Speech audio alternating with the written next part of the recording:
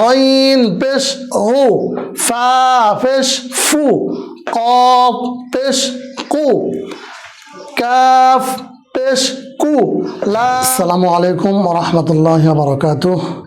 আশা করছি সকলে ভালো আছেন।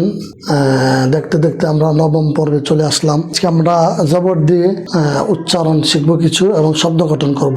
জবর দিয়ে শব্দ গঠন করব।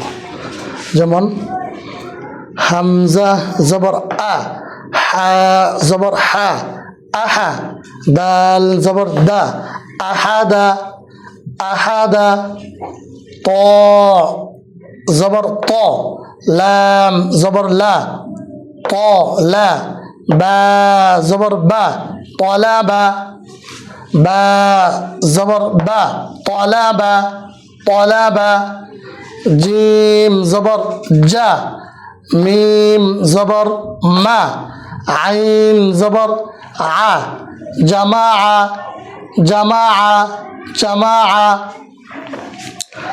হা জবর হা, মিম জের মি হামি, দাল জবর দা হামিদা হামিদা, সিন জবর সা, মিম জের মি সামি, আইন জবর আ সামিআ সামিআ সামিআ, আইন জবর আ, লাম জের লি আলি, মিম জবর মা আলিমা আলিমা, দুরিবা দুরিবা, খুলিক খুলিক খুলিক, নুফিখ নুফিখ, কুতিলা কুতিলা কুতিলা, যুকিরা যুকিরা যুকিরা যুকিরা যুকিরা।